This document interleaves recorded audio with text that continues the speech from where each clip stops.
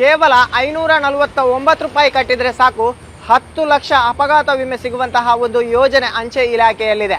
ಹೌದು, ಅಂಚೆ ಇಲಾಖೆಯಿಂದ ಭಾರಿ ಮೊತ್ತದ ಅಪಘಾತ ವಿಮೆ ನೀಡಲಾಗ್ತಾ ಇದ್ದು, ಇದರಲ್ಲಿ ರಸ್ತೆ ಅಪಘಾತ, ಅಗ್ನಿ ದುರಂತ ಸೇರಿದಂತೆ ಯಾವುದೇ ರೀತಿಯ ಅಪಘಾತಕ್ಕೆ ನೀವು ಒಳಗಾಗಿ ಮೃತಪಟ್ಟರೆ ನಿಮ್ಮ ಕುಟುಂಬಕ್ಕೆ 10 ಲಕ್ಷ ಅಪಘಾತ ವಿಮೆ ಸಿಗಲಿದೆ. ಅಲ್ಲದೆ ಅಂಗವೈಕಲ್ಯತೆಗೆ ಒಳಗಾದವರಿಗೆ ಅಥವಾ ಆಸ್ಪತ್ರೆಗೆ ಖರ್ಚಿಗೆ ಬೇಕಾಗುವಂತಹ ಹಣ ಕೂಡ ಅಂಚೆ ಇಲಾಖೆ ನಿಮಗೆ ನೀಡಲಿದೆ. ಹೌದು, ಇದು ಅಂಚೆ ಇಲಾಖೆ ಒಂದು ವಿಶಿಷ್ಟ ಯೋಜನೆಯಾಗಿದ್ದು ಇದರಲ್ಲಿ ಎಲ್ಲಾ ರೀತಿಯ ಅಪಘಾತಗಳನ್ನು ಇದು ಕವರ್ ಮಾಡ್ತದೆ. ಮತ್ತು ಇದರಲ್ಲಿ ನಾವು ಒಂದು 4-5 ಕಂಪನಿಗಳ ಜೊತೆ ಒಟ್ಟು ಸೇರಿ ಮಾಡಿರುವಂಥ ಒಂದು ಯೋಜನೆ. ಇದು ಕೇವಲ 549 ರೂಪಾಯಿಯಲ್ಲಿ ಸುಮಾರು 10 ಲಕ್ಷದಷ್ಟು ಅಪಘಾತ ವಿಮಾ ಪರಿಹಾರ ಮೊತ್ತವನ್ನು ಪಡೆಯುವಂಥ ಒಂದು ಯೋಜನೆ.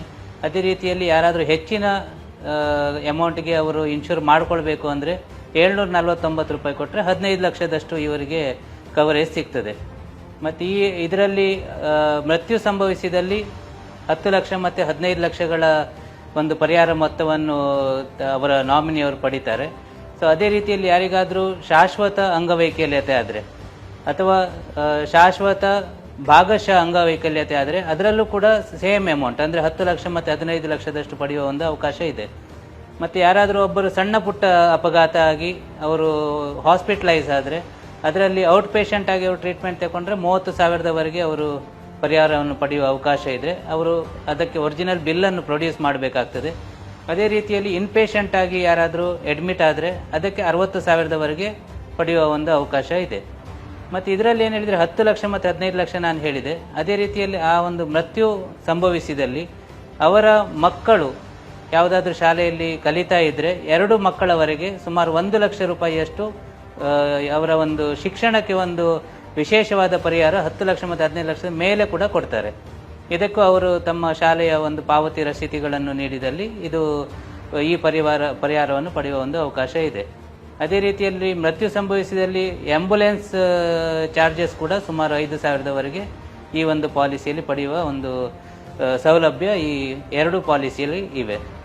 ಮತ್ತು ಇದರಲ್ಲಿ ಏನು ಹೇಳಿದರೆ ಅಪಘಾತ ಅಂತ ಹೇಳಿದರೆ ಏನು ಅಂತ ಜನರಿಗೊಂದು ಇದಿರ್ಬೋದು, ಸಂದೇಹ ಇರ್ಬೋದು. ಅಂದರೆ ಯಾವುದೇ ಅಪಘಾತ, ವಾಹನ ಅಪಘಾತ ಮಾತ್ರವಲ್ಲ, ಅದೇ ರೀತಿಯಲ್ಲಿ ಹಾವಿನ ಕಡಿತ ಅಥವಾ ಮರದಿಂದ ಬೀಳುವಂಥದ್ದು, ಸಿಡಿಲು ತಾಗುವಂಥದ್ದು, ಅಥವಾ ಇತ್ತೀಚೆಗೆ ಮಳೆಗಾಲದಲ್ಲಿ ನಾವು ನೋಡ್ತಾ ಇದ್ದೀವಿ ಗೋಡೆ ಕುಸಿತ ಅಥವಾ ಮಣ್ಣು ಕುಸಿತ ಅಥವಾ ಯಾವುದಾದ್ರೂ ಕಾಲು ಜಾರಿ ಬೀಳುವುದು. ಸೊ ಅದು ಎಲ್ಲವೂ ಕೂಡ ಇದರಲ್ಲಿ ಕವರ್ ಆಗ್ತದೆ.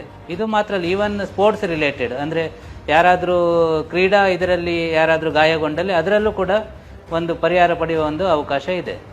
ಇದರಲ್ಲಿ ಏನು ಹೇಳಿದರೆ ಜನರು ಒಂದು ಮೃತ್ಯು ಸಂಭವಿಸಿದಲ್ಲಿ FIR ಮತ್ತು ಒಂದು ಪೋಸ್ಟ್ಮಾರ್ಟಮ್ ರಿಪೋರ್ಟನ್ನು ಪಡಿಬೇಕಾಗ್ತದೆ.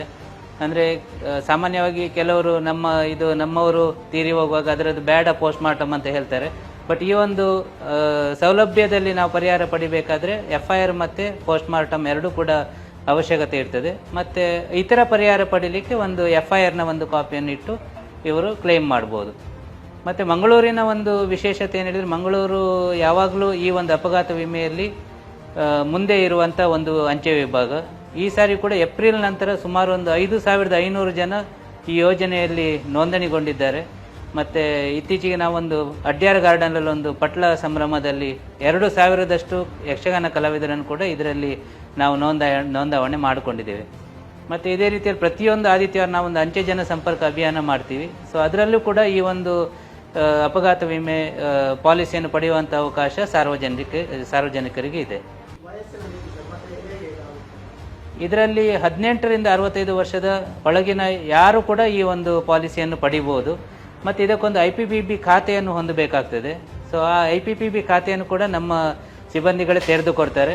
ಸೊ ಆ IPPB ಖಾತೆಯನ್ನು ತೆರೆದು ಈ ಒಂದು ಪಾಲಿಸಿಯನ್ನು ಯಾವುದೇ ಪೇಪರ್ ಕೆಲಸ ಇಲ್ಲದೆ, ಜಸ್ಟ್ ಅವರೊಂದು ಆಧಾರ್ ನಂಬರ್ ಕೊಡಬೇಕು ಮತ್ತು ಬಯೋಮೆಟ್ರಿಕ್ ಕೊಡಬೇಕು, ಯಾವುದೇ ಪೇಪರ್ ಇಲ್ಲದೆ ಒಂದು ಮಾಡಿಸುವಂಥ ಒಂದು ಪಾಲಿಸಿ ಇದಾಗಿದೆ.